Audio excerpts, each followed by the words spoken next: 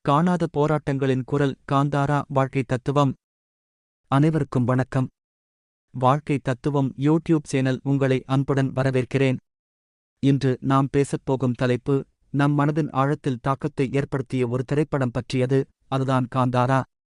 இந்த திரைப்படம் வெறும் பொழுதுபோக்கிற்கு அப்பாற்பட்டு வாழ்க்கை குறித்த பல ஆழமான தத்துவங்களை நமக்குள் விதைத்துள்ளது.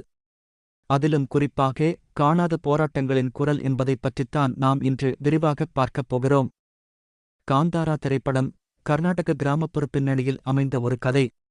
அங்கே நிலவும் நம்பிக்கைகள், வழிபாடுகள் மற்றும் இயற்கைக்கும் மனிதனுக்கும் இடையிலான உறவு ஆகியவற்றை மையமாகக் கொண்டு நகர்கிறது.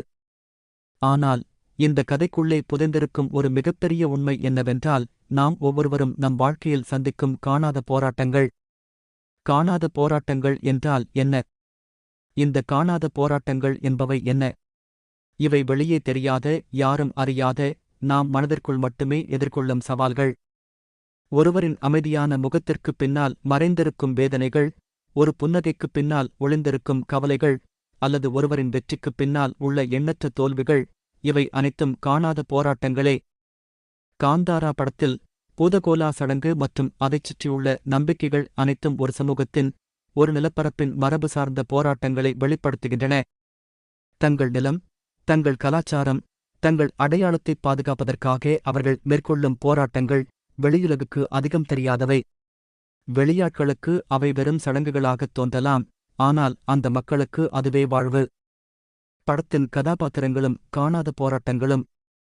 படத்தின் கதாபாத்திரங்களை உற்று நோக்கினால் ஒவ்வொருவரும் ஒவ்வொரு விதமான காணாத போராட்டங்களை எதிர்கொள்வதைக் காணலாம். சிவா, அவன் ஒரு சுதந்திரமான ஆவி.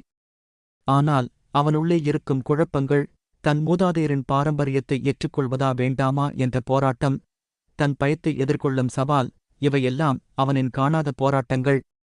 அவன் ஒரு விலங்கின் பிடியிலிருந்து தப்பிக்கும் காட்சி, அவனுள் இருக்கும் பயத்துடனான போராட்டத்தின் குறியீடு.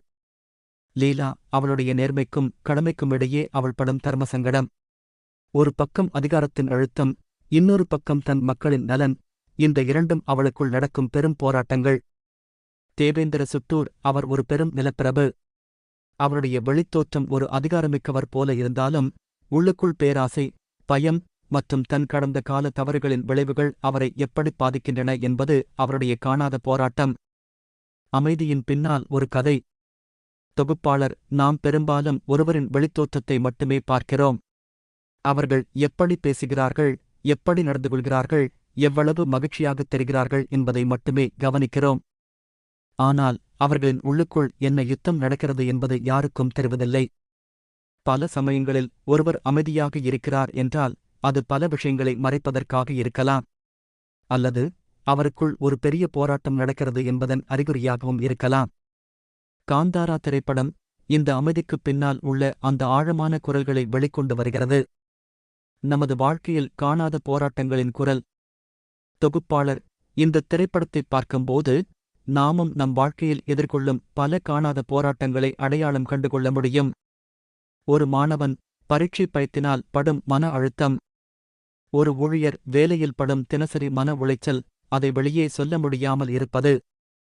ஒரு குடும்பத் தலைவர் குடும்பத்தின் சுமைகளை தனியாகச் சுமப்பது. ஒரு கலைஞன் தன் படைப்பு அங்கீகரிக்கப்படாமல் படும் போராட்டம்.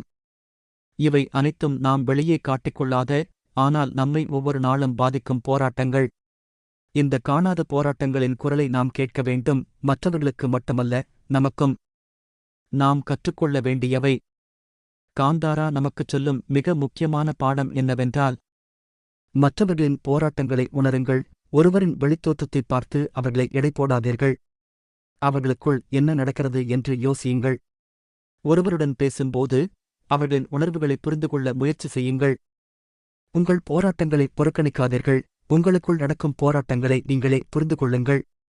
சில சமயங்களில் அவற்றை வெளிப்படுத்த வேண்டியதும் அவசியம். நம்பகமான ஒருவரிடம் பேசுவது, மனநல ஆலோசகரின் உதவியை நாடுவது போன்றவை உங்கள் சுமையைக் குறைக்க உதவும். இயற்கையுடன் இணக்கமாக வாழுங்கள். இந்த படம் இயற்கைக்கும் மனிதனுக்கும் உள்ள ஆழமான உறவை அழகாக காட்டுகிறது. இயற்கையைப் பாதுகாப்பதும் அதனுடன் இணக்கமாக வாழ்வதும் நமக்கு மன அமைதியையும் பலத்தையும் தரும். நம்பிக்கையை இழக்காதீர்கள். எவ்வளவு பெரிய சவால்கள் வந்தாலும் நமக்குள் இருக்கும் நம்பிக்கையும் உறுதியும் நம்மை வழிநடத்தும். காந்தாராவில் வரும் தெய்வத்தின் சக்தி மக்களின் நம்பிக்கைக்கான குறியீடு. தொகுப்பாளர்: காந்தாரா திரைப்படம் வெறும் புராணக் கதையோ திகில் படமோ அல்ல, அது மனித மனத்தின் ஆழங்களையும் நாம் சந்திக்கும் காணாத போராட்டங்களையும் நம் கலாச்சாரத்தின் வலிமையையும் எடுத்துக்காட்டும் ஒரு அற்புத படைப்பு. இந்தப் படம் நமக்கு ஒரு கண்ணாடியைப் போல நம் வாழ்வின் பல்வேறு அம்சங்களை நமக்குள்ளேயே தேட வைக்கிறது. இந்த காணாத போராட்டங்களின் குரலைக் கேட்பது நம் சமூகத்தில் அதிக புரிந்துணர்வையும் கருணையையும் வளர்க்க உதவும். அடுத்த முறை நீங்கள் ஒருவரைப் பார்க்கும்போது அவர்களின் புன்னகைக்குப் பின்னால் இருக்கும் ஏதோ ஒரு காணாத போராட்டத்தை உணர்ந்து ஒரு நிமிடம் சிந்தித்துப் பாருங்கள். இந்த வாதம் உங்களுக்கு பயனுள்ளதாக இருந்திருக்கும் என்று நம்புகிறேன். உங்கள் கருத்துக்களையும் நீங்கள் சந்தித்த காணாத போராட்டங்களைப் பற்றியும் கமெண்ட் பிரிவில் பகிருங்கள். மீண்டும் ஒரு சுவாரஸ்யமான தலைப்புடன் அடுத்த வாரம் சந்திப்போம். அதுவரை நன்றி. வணக்கம்.